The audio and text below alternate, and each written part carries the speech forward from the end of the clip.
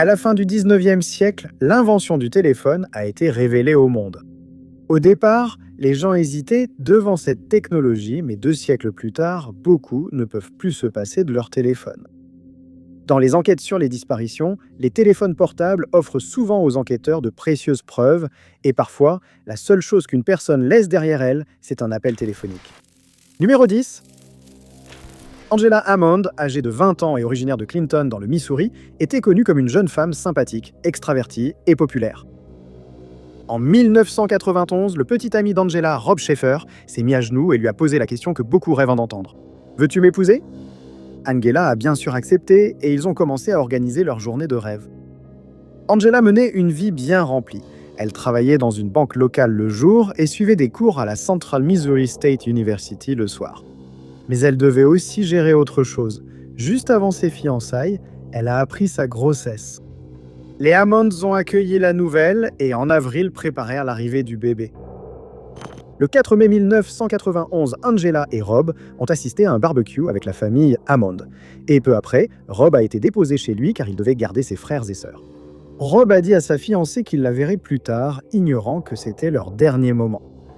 Après avoir déposé Rob, Angela a passé la soirée avec son ami. À 23h15, elle était désormais seule et a décidé de se rendre en voiture à une cabine téléphonique à quelques pâtés de maison de chez Rob. Angela lui a dit au téléphone qu'elle était trop fatiguée pour le voir et préférait rentrer prendre un bain. Au fil de la conversation, elle remarqua un étrange pick-up Ford vert tournant autour du pâté de maison où se trouvait la cabine téléphonique. Après quelques minutes, le camion s'est arrêté et un homme en est descendu. Rob a ensuite dit au détective qu'elle paraissait très nerveuse au téléphone, décrivant précisément la situation. Rob a également entendu sa fiancée demander à l'homme inconnu s'il avait besoin d'utiliser le téléphone, mais il a refusé. Peu après, les cris d'Angela interrompirent leur échange, l'inconnu ajoutant « De toute façon, je n'avais pas besoin du téléphone ». En direct, Rob a entendu sa fiancée crier à l'aide alors que le bruit d'une lutte emplissait l'air. Comme sa maison était si proche de la cabine téléphonique, il s'est immédiatement précipité vers son camion et est parti. D'après les rapports, lorsque Rob est arrivé sur les lieux, il a vu le pick-up Ford vert avec un autocollant représentant une fresque quitter les lieux en trombe. Il a tenté de poursuivre le camion, mais paniqué, il a mis la marche arrière par erreur et endommagé les composants. Rob a déclaré à la police avoir suivi le camion jusqu'à ce que sa voiture commence à tomber en panne. Moins d'1 heure plus tard, la police autoroutière de l'État du Missouri avait été envoyée dans le centre-ville de Clinton et de nombreux autres agents patrouillaient les routes pour tenter de retrouver le camion. Rob ne se rappelait que les lettres XXian sur la plaque du camion, ce qui aidait peu les policiers. L'histoire de Rob semblait incroyable. Cela jusqu'à ce que 2 témoins confirment l'histoire de l'homme inconnu dans un camion vert. Rob n'a jamais été suspecté ni considéré comme suspect dans la disparition d'Angela. L'émission Mystère non résolu a diffusé un reportage sur la disparition d'Angela, attirant à nouveau l'attention du public sur son affaire. Malgré de nombreuses émissions de télévision et de nombreux articles, son affaire reste non résolue. Certains pensent que Kenneth McDuff, célèbre tueur en série texan, serait lié à l'affaire, mais aucune preuve ne relie les deux. En 2021, les enquêteurs ont annoncé qu'ils pensent désormais qu'Angela a été victime d'une erreur d'identité. Le 4 avril 1991, une autre femme nommée Angela, dont le père était devenu informateur, a reçu une note menaçante. La police demande maintenant à toute personne ayant des informations de se manifester. Angela Marie Hammond est décrite comme une femme blanche, aux cheveux bruns, aux yeux bruns, mesurant environ 1,50 m à 1,52 m et pesant entre 54 et 64 kg. Elle a une cicatrice sur la lèvre supérieure et porte des lentilles. Toute personne ayant des informations est priée de contacter le département de police de Clinton au 6085 2679 en mentionnant le numéro de dossier 9 1048. Numéro 9. La vie de Diane Hoggett, âgée de 40 ans, était difficile au milieu des années 1990. Cependant, malgré tout cela, elle a gardé son attitude positive et confiante. Née à New York, Diane a déménagé à Odessa, Floride, dans les années 1980 pour être proche de sa famille. Dans les années 1980, Diane avait été diagnostiquée bipolaire et sous traitement médicamenteux. Pendant quelques années, les choses semblaient s'être stabilisées. Puis, en 1991, son mari, Frédéric, a divorcé d'elle et a obtenu la garde de leurs 3 enfants. Cela a aggravé l'état mental de Diane, ce que sa famille a constaté. Le milieu des années 90, elle a fréquenté de mauvaises personnes et avait un casier pour délits mineurs. La famille de Diane a tout tenté pour l'aider, allant jusqu'à l'hospitaliser selon le Baker Act de Floride. En avril 1998, elle avait déjà été soumise à 32 hospitalisations sous le Baker Act. Sa dernière sortie remonte à avril 1998, une décision que sa famille critiquera plus tard, car ils ne pensaient pas qu'elle était prête. Le 10 avril 1998 a commencé comme n'importe quel autre jour pour les Oggs. Diane avait récemment emménagé chez sa sœur Deborah après sa sortie de l'hôpital. Vers 11h00, Deborah est partie à un rendez-vous chez le médecin, et à son retour, sa sœur avait disparu. Deborah a aussitôt appelé sa famille et tenté de retrouver Diane. Après ces échecs, ils ont signalé sa disparition au shérif du comté de Pasco et l'enquête a débuté. Des témoins se sont manifestés, affirmant avoir aperçu Diane marchant le long de l'US 19, près de New York Avenue, à Hudson, en Floride. Puis, quelques jours après sa disparition, la mère de Diane a reçu un appel inquiétant. Personne n'était à la maison au moment où l'appel a été passé, donc il a été transféré sur la messagerie vocale. Lorsque Madame Hoggett a réécouté, elle a entendu une voix féminine qu'elle a identifiée comme étant celle de Diane dire « À l'aide, laissez-moi sortir ». Avant qu'une autre voix ne dise « Hé, donne-moi ça ». Avant que l'appel ne se termine, elle a également affirmé avoir entendu une bagarre. L'identifiant de l'appelant situait l'appel à Starlight, Odessa, mais l'emplacement exact ne peut pas être déterminé avec certitude. Le 15 avril, un doigt coupé avec un ongle rouge a été trouvé près de la route US 19 près de New York Avenue. Des vêtements soigneusement pliés ont été découverts dans un sac placé dans le congélateur extérieur d'une supérette. Les enquêteurs estiment que ces objets appartenaient à Diane. En 2000, d'autres effets personnels lui ont été découverts dans un sac de congélation à Pasco, Floride. Une seule personne a été citée dans l'affaire de Diane et l'enquête est au point mort. Les enquêteurs reçoivent encore des informations sans résultats concrets retrouvés. Diane Louise Hoggett est décrite comme une femme blanche aux cheveux blonds tirant sur le roux, aux yeux bleus, mesurant environ 1,63 m et pesant environ 59 kg. Elle prend régulièrement des médicaments qu'elle a laissés derrière elle. Elle a une cicatrice abdominale et des tatouages dans le dos et sur l'épaule droite. Merci de contacter le détective Chet Cogill du bureau du shérif du comté de Pasco au 727 pour toute information. 75878 en mentionnant le numéro de dossier 9 815054 numéro 8. Brandon Swanson, 19 ans, était décrit comme brillant et intelligent. En 2007, Brandon faisait partie de la promotion de finissant du lycée Marshall à Marshall, dans le Minnesota, et il se préparait à commencer sa vie d'adulte. Après le lycée, il s'est inscrit au Minnesota West Community College, où il a étudié l'ingénierie et les éoliennes. En mai 2008, bien installé dans sa nouvelle vie d'étudiant, il se préparait à déménager en Iowa pour ses études universitaires. Le 13 mai, dernier jour de l'année universitaire, pour Brandon et sa promotion, ils ont décidé de fêter cela. La fête a eu lieu à Lind, à environ 11 km de chez lui, à Marshall. Brandon avait son permis et sa voiture, il savait donc qu'il devait limiter sa consommation d'alcool. Les invités affirment qu'il n'était pas ivre et n'a bu qu'un seul verre d'alcool. Les rapports ont ensuite indiqué qu'il avait assisté à une autre fête à Canby, à 56 km de Marshall, où il n'a pris qu'une ou deux boissons de plus. Alors que le 13 mai laissait place au 14, la fête s'est finalement terminée et Brandon est monté dans sa voiture pour faire les 40 minutes de route jusqu'à chez lui. L'itinéraire lui était familier car il étudiait à Canby, donc ses parents n'étaient pas inquiets. Vers 2h du matin, leurs téléphones ont vibré. C'était Brandon qui appelait. Il a expliqué calmement qu'il avait fait sortir sa voiture de la route dans un fossé, mais qu'il n'était pas blessé. Ses parents lui ont demandé où il était pour venir le chercher, et Brandon a répondu qu'il était près de Lind. Quand les deux sont arrivés à l'endroit indiqué, il n'y avait aucune trace de leur fils, alors ils ont rappelé. Brandon a assuré par téléphone voir les lumières de la ville et a dit à sa famille qu'il retournerait à pied chez son ami. Pendant l'appel de 47 minutes, il était calme, bien que sa voiture soit dans un fossé et qu'il ne semblait pas sous l'emprise de l'alcool. Le trio a fait des allers-retours pour trianguler sa position et fixer un rendez-vous. Puis soudainement, les parents de Brandon l'ont entendu crier « Mince !» avant que l'appel ne soit coupé. Ils ont tenté de le rappeler, mais son téléphone n'avait plus de batterie. Malheureusement, le service de police de Lind a mis du temps à réagir au signalement de disparition, car il ne trouvait pas inhabituel qu'un jeune de 19 ans sorte tard après une fête. Heureusement, ils ont pris le signalement au sérieux et ont ouvert une enquête. Les relevés ont indiqué que son téléphone a émis son dernier signal à 32 km de Lynde. Sa voiture a aussi été retrouvée à Porter, Minnesota, à environ 40 km de Lynde et ne semblait pas endommagée. Lors de l'enquête, la police de Lynde a utilisé des chiens qui ont suivi l'odeur de Brandon jusqu'à la rivière Yellow Medicine, où la piste s'est arrêtée. L'affaire Brandon a captivé le public et est devenue l'une des disparitions les plus discutées de l'époque moderne. Malgré l'intérêt des médias, peu de pistes viables ont émergé. À l'approche du 20e anniversaire de sa disparition, sa famille cherche désespérément des réponses. Brandon Victor Swanson est un homme blanc aux cheveux bruns, yeux bleus, mesurant 1,68 m et pesant 54 kg. Il porte des lunettes, est légalement aveugle de l'œil gauche et a les oreilles percées. Toute personne ayant des informations est priée de contacter le bureau du shérif du comté de Lincoln au 50-7694-1664 en mentionnant le numéro de dossier 200-800-68-43. Numéro 7. Hyder Harry Abouchakra était un père fier de 6 enfants et décrit par ceux qu'il connaissait comme travailleur et sociable. En 2011, Harry possédait plusieurs propriétés à Manchester, Connecticut, dont un garage et une concession. Selon les rapports, Harry faisait également l'objet de poursuites pénales engagées par l'État.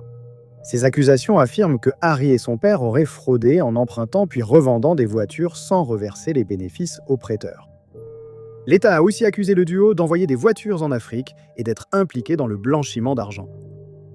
Mi-2011, Harry était en liberté sous caution dans l'attente des 6 chefs d'accusation fédéraux retenus contre lui. À cette époque, il devait environ 23 000 $ de frais au percepteur de la ville pour ses entreprises et propriétés.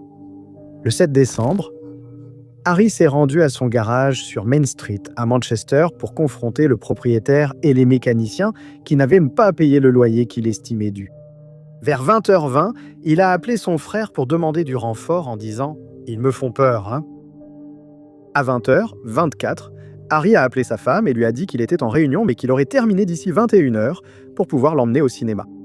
Malheureusement, Harry n'est jamais rentré à la maison et ce sera son dernier appel téléphonique. Quand sa disparition a été signalée, la police s'est d'abord rendue à la concession et au garage. Interrogés, les mécaniciens ont affirmé ne rien savoir de la disparition soudaine de Harry. La police de Manchester a demandé aux mécaniciens de se soumettre à des tests au détecteur de mensonges, mais le groupe a refusé. En 2026, il n'existe aucune preuve concrète les liant à l'affaire et ils sont présumés innocents jusqu'à preuve du contraire. Des rapports évoquent que la voiture de Harry a été retrouvée abandonnée le lendemain de sa disparition, mais cela reste non confirmé. Certains pensent qu'il s'est enfui en Jordanie comme son père l'avait déjà fait au moment de sa disparition, mais cela reste invérifiable. Après sa disparition, sa famille a lancé une page GoFundMe et une page Facebook pour demander des réponses. 15 ans se sont écoulés depuis la dernière fois que Harry Abouchakra a été vu. Il est décrit comme un homme blanc, aux cheveux noirs, aux yeux marrons, mesurant entre 1,70 m et 1,75 m, et pesant entre 82 et 93 kg. Il portait un costume gris, une chemise blanche, une cravate rouge et des chaussures noires lors de sa dernière apparition. Toute personne ayant des informations est priée de contacter la police de Manchester au 8606 450 en mentionnant le numéro de dossier M20140446. Numéro 6. Linda Rose Grimm, âgée de 25 ans, était une jeune femme calme et gentille qui essayait de trouver sa place en tant qu'adulte dans les années 80. Linda était née à Paris, en Californie, et a été élevée par sa mère. Toutes deux entretenaient une bonne relation. Le 31 mai 1986, bien que certaines sources indiquent 1985, Linda est sortie de la maison en disant à sa mère qu'elle allait acheter des cigarettes. Les heures ont passé, sa mère s'est inquiétée, mais le moment précis du signalement reste inconnu. Sa mère affirme être restée en contact avec sa fille plus de 18 mois via des appels téléphoniques. Durant ces appels, Linda lui a dit qu'elle vivait maintenant à Wichita, Kansas. Elle a aussi dit à sa mère qu'elle avait entamé une relation avec un chauffeur routier nommé Robert Masters. Des sources indiquent que Linda était mariée, mais on ignore si c'était avec Robert ou un autre homme. Le couple a commencé une nouvelle vie à la ferme et semblait s'en sortir. La mère de Linda a commencé à prendre des notes sur les appels et a remarqué qu'ils étaient sporadiques et limités. Elle a refusé de révéler à sa mère où se trouvait la ferme et semblait de plus en plus effrayée avec le temps. Puis en octobre 1987, les appels ont complètement cessé. La famille Grimm a appelé chaque jour sans obtenir de réponse. En avril 1989, la Ford Pinto jaune de Linda a été retrouvée abandonnée sur le parking d'un supermarché à Huntington Beach, en Californie, à environ 111 km de son domicile à Paris. On ignore si des indices ont été découverts à l'intérieur ou si la voiture a été examinée par la police scientifique. Après l'arrêt des appels, la mère de Linda a exigé l'intervention des enquêteurs. Curieusement, les autorités du Texas sont citées alors que l'affaire concernait la Californie et le Kansas. Les rapports sur cette affaire sont incohérents et il y a très peu de détails dès le départ. Certains croient que Linda voulait juste une nouvelle vie. Cependant, sa mère n'est pas convaincue. Linda a une cicatrice de césarienne, mais rien n'est dit sur ses enfants. Des décennies ont passé et malgré peu d'indices, Linda et sa famille méritent justice. Linda Rose Grimm est décrite comme une femme blanche aux cheveux bruns, aux yeux bruns, mesurant environ 1,57 m et pesant environ 50 kg. Elle a un grain de beauté sur le nez et une cicatrice entre les yeux, ainsi qu'une cicatrice de césarienne. Linda peut également porter les noms de famille Masters, Rabi ou Olszewski. Toute personne ayant des informations est priée de contacter le bureau du shérif du comté d'Orange au 714 647 7000 en utilisant le numéro de dossier 88 38 162. Numéro 5. En 2020, le Texas comptait 49 1110 dossiers de personnes disparues non résolues, un chiffre qui a augmenté au cours des 6 années de publication. Mariano Mario Medina Fuentes, âgé de 36 ans, est l'une de ces 49 000 personnes. Victoria Acosta, la sœur de Mario, a déclaré aux médias qu'il était un homme de famille aimant, sociable et dévoué, qui veillait toujours à ce que sa famille ne manque de rien. Le 31 décembre 2019, l'effervescence du Nouvel An flottait dans l'air. Les habitants d'Escondido affluaient dans les bars et fêtes pour célébrer la nouvelle année ensemble. À 19h, Mario a appelé sa sœur et a confirmé qu'il allait la retrouver, elle et la famille, à l'église pour célébrer ensemble. Lors de l'appel, il a mentionné voir un ou deux amis avant les festivités, mais lui a assuré sa présence. Nous savons qu'il a rencontré 2 hommes et est monté dans leur voiture. La police pense qu'ils allaient peut-être vers Pasadena, à 11 km d'Jacinto, pour une raison inconnue. À 20h20, Mario a passé son dernier appel à sa petite amie. Elle se rappelle que Mario lui criait au téléphone, disant qu'il était en danger. Il a dit « Ils vont me tuer avant que la ligne ne soit coupée ?» Sa petite amie et sa famille ont saturé son téléphone d'appel sans réponse de sa part. Après le réveillon du Nouvel An sans nouvelles de Mario, il a été déclaré disparu et le département de la sécurité publique du Texas est intervenu dans l'affaire. Malheureusement, il y a très peu de détails dans cette affaire, ce que sa sœur a souligné et espère changer. Victoria a déclaré à Fox News 26 « J'ai eu quelques personnes qui ont fait des vidéos YouTube sur l'histoire de mon frère et cela s'est répandu. Cela n'a pas autant circulé que d'autres affaires. Plus les photos de vos proches sont partagées. Je ne sais pas comment le dire, mais ça donne plus d'espoir. » Selon Charlie Project, l'un des 2 hommes qui étaient avec Mario cette nuit-là a été identifié, mais il n'a pas encore été interrogé. La police a aussi trouvé des images de vidéosurveillance de la voiture dans laquelle il circulait et des arrêts possibles dans une station-service locale.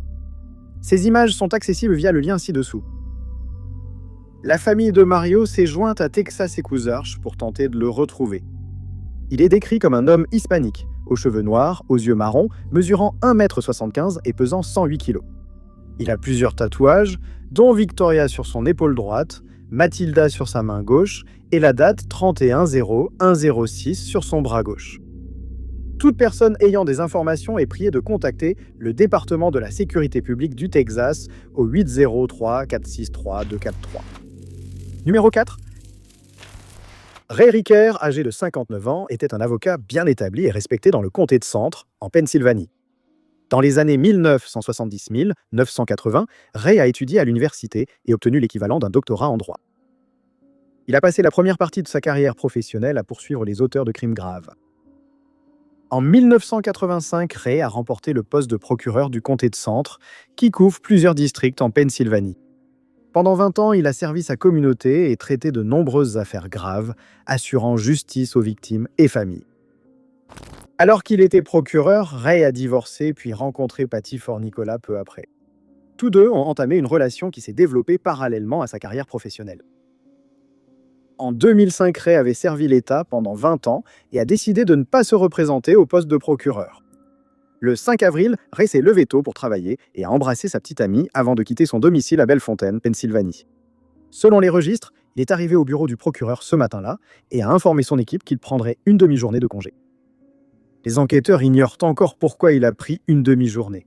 Vers 11 h, Ray a quitté le bureau et n'a jamais été revu. À 11h30, il a appelé sa petite amie Patty pour lui dire qu'il roulait vers le nord-est, direction Lewisburg, comté d'Union, à 100 km de chez lui. On ignore toujours le contenu de leur appel, et après, Ray Ricker a disparu sans laisser de traces. Ce soir-là, sa petite amie, inquiète, a prévenu la police de sa disparition. Leur première enquête n'a trouvé aucune activité sur son téléphone ou ses comptes bancaires. Le prochain indice n'arriverait que le lendemain, le 6 avril, lorsque sa voiture, une Mini Cooper rouge, a été retrouvée abandonnée sur un parking à Lewisburg, près de la rivière Susquehanna. Les enquêteurs ont remarqué que la voiture sentait la cigarette et qu'il y avait même encore de la cendre de cigarette à l'intérieur, un détail qui a choqué sa famille. Ray détestait profondément les cigarettes, n'en ayant jamais fumé. Sa famille assure qu'il n'aurait jamais permis à quelqu'un de fumer dans sa voiture, car il détestait l'odeur du tabac. On ignore si de l'ADN ou des empreintes ont été trouvées dans la voiture. L'affaire a rapidement attiré l'attention des médias, mais malgré cela, elle est restée non résolue.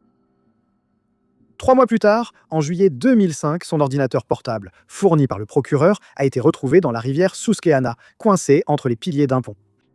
Le pilier, situé à quelques centaines de mètres de la voiture retrouvée, contenait un autre indice étrange. Le disque dur avait été retiré manuellement avant que l'ordinateur ne soit jeté à l'eau. La récupération du disque dur dans la rivière prendra encore 3 mois. Malheureusement, le disque dur était tellement imbibé d'eau et endommagé qu'il n'a rien été possible d'en récupérer. Selon le Charlie Project, les enquêteurs ont découvert que Ray avait cherché comment détruire un disque dur et les effets de l'eau sur un ordinateur portable. Malgré l'attention, peu de nouveaux indices ont été trouvés. Beaucoup pensent que Ray a été visé à cause de son travail. Chargé de poursuivre les crimes les plus graves du comté de Centre, il est naturel que la police envisage que quelqu'un ait pu vouloir se venger. Peu de preuves matérielles soutiennent cette théorie et l'affaire est désormais classée comme un cold case. Ray Gritter est décrit comme un homme blanc aux cheveux bruns grisonnants, aux yeux verts, mesurant environ 1,83 m et pesant environ 77 kg. Il pourrait s'appeler Gray ou Lang et porter une veste polaire bleu clair, un jean bleu et des baskets lors de sa dernière apparition. Toute personne ayant des informations est priée de contacter Dana Martini de la police d'État de Pennsylvanie au 8 1469 66 158. Numéro 3. Roy Jacob Hegel, âgé de 38 ans, était décrit comme un homme gentil et sociable vivant à Fargo, Dakota du Nord. Sa personnalité vive et extravertie convenait parfaitement à son travail de représentant commercial itinérant. Et il réussissait bien dans son métier tout en ayant l'occasion de voyager à travers les États-Unis. En dehors du travail, Roy aimait le bowling et assistait souvent à des tournois. Le 26 février 1989, il a assisté à l'un de ces tournois à Fargo, et les personnes présentes ont déclaré avoir remarqué un changement chez lui. Sa chaleur et son extraversion avaient disparu. Il semblait traverser une période difficile. Ce tournoi marquerait la dernière fois qu'il a été vu, mais pas la dernière fois qu'on a eu de ses nouvelles. Après avoir quitté le tournoi dans sa Ford Tempo bleue, Roy a traversé le pays. Selon le Charlie Project, les enquêteurs ignorent toujours la raison de ce voyage, car il aurait été dit qu'il ne travaillait pas durant ce déplacement. Le 8 mars 1989, Roy a donné de ses nouvelles pour la dernière fois lorsqu'il a appelé son ex-petite amie. Lors de l'appel, il a dit être à Kingman, en Arizona, mais comptait rentrer à Bismarck, dans le Dakota du Nord, à plus de 200 miles de Fargo. Son ex a également affirmé que Roy lui avait dit qu'il avait été dans 9 États différents en 9 jours et qu'il n'avait que $200 en tout. Peu de temps après cet appel, Roy a été signalé disparu et les recherches ont commencé. 2 jours plus tard, le 10 mars, sa voiture a été retrouvée abandonnée sur une route déserte près du monument de la Vallée de la Mort, en Californie, à plus de 367 km de Kingman, en Arizona. Près de la voiture, la police a trouvé des empreintes de pas s'étendant sur 10 km avant de disparaître. Étrangement, le père de Roy avait lui aussi disparu en 1970, mais il a refait surface plus tard après avoir commencé une nouvelle vie. Les enquêteurs espèrent qu'il en est de même pour Roy, même si un acte criminel ne peut pas être définitivement écarté. Roy Hegel est décrit comme un homme blanc aux cheveux bruns et aux yeux bruns, mesurant environ 1,83 m et pesant entre 77 et 84 kg. Il a une cicatrice en anneau sur la tempe gauche et peut avoir barbe ou moustache. Toute personne ayant des informations est priée de contacter le service de police de Bismarck au 701 223 1212 en mentionnant le numéro de dossier 881 13 642. Numéro 2, Steven Adams, âgé de 26 ans, bien que certaines sources l'appellent Stéphane ou Steven avec un PH, était décrit comme un jeune homme intelligent et attentionné qui aimait la pêche, la chasse et le basketball. En 2004, il se préparait à terminer ses études à l'Université d'État du Nord-Est à Tahlequah, Oklahoma, et à se préparer à la vie après les études. Des années après, Stephen s'était marié. Cependant, la relation a échoué et il se battait désormais pour la garde de son enfant contre son ex-femme. Plusieurs accusations ont été portées contre lui, mais elles ont toujours été rejetées. Le différend avait commencé en 2002 et en décembre 2004, l'État de l'Oklahoma avait convoqué une audience au tribunal de Muskogee pour régler l'affaire une bonne fois pour toutes. Le 13 décembre de cette année-là, Stephen a quitté le campus après son dernier examen. Vers 11h00, il a appelé sa petite amie pour parler de l'examen. Lors de l'appel, il a dit qu'il emmenait un homme dont l'identité n'a pas été précisée à Keyes, Oklahoma. Le plan était d'aller chez sa mère à Weber's Fall, puis de travailler à Muskogee. Sa petite amie a dit qu'il était de bonne humeur et que tout allait bien. 30 minutes plus tard, un ami de Stéphane a tenté de l'appeler, mais les appels passaient directement sur la messagerie après une sonnerie. Stéphane n'est jamais arrivé chez sa mère ni au travail. Le lendemain, sa petite amie l'a signalé disparu et l'enquête a débuté. La police a été intriguée que le téléphone de Stéphane coupait après une seule sonnerie, selon l'ami.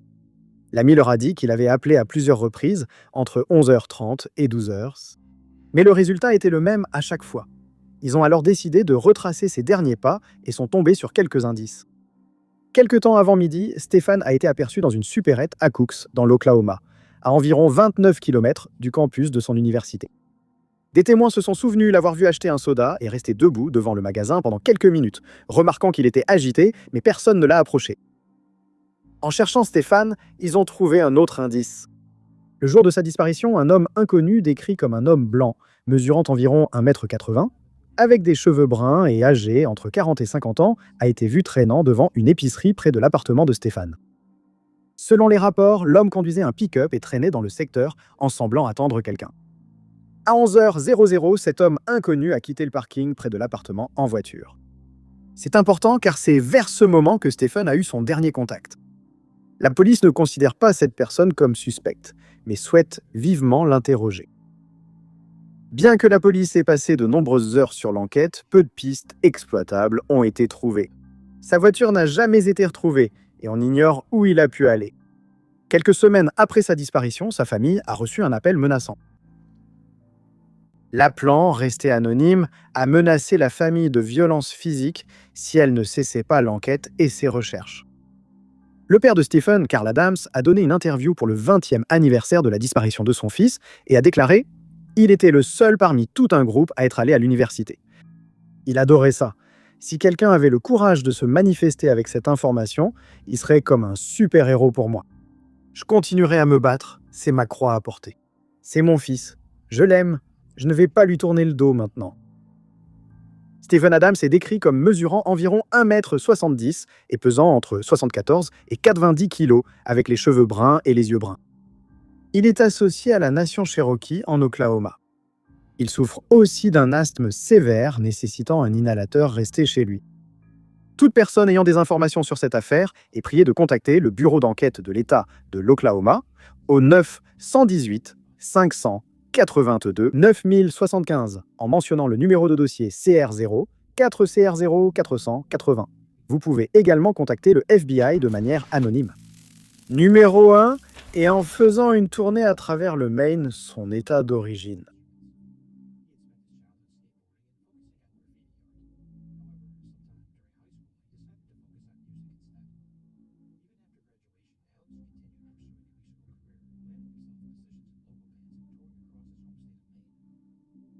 Après avoir fait ses armes sur la scène locale, Alex a déménagé à Los Angeles pour tenter d'y percer. C'est alors que sa famille a remarqué un changement de comportement. Il était instable et affirmait descendre de Lémurie.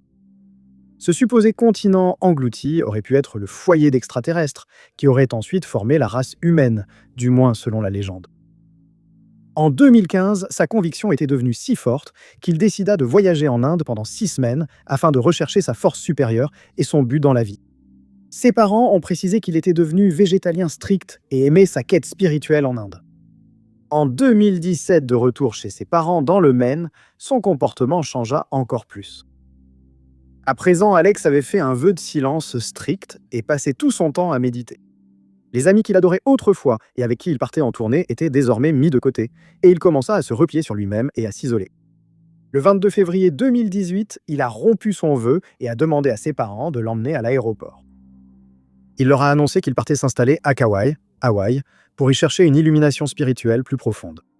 Le 22 février, Alex a pris l'avion et a atterri à Hawaï quelques heures plus tard.